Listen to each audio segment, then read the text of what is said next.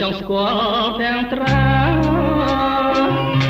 រីស្រងដូចតាឈ្មោះថារំដួលសុរិនចិន្តាចំបាញ់ធ្លាប់គេសុបិនថាតែក្លិនសុរិនពុកស្នេហ៍កវិញអារម្មណ៍លងឆ្លងនឹងសម្រងអភ័ណ្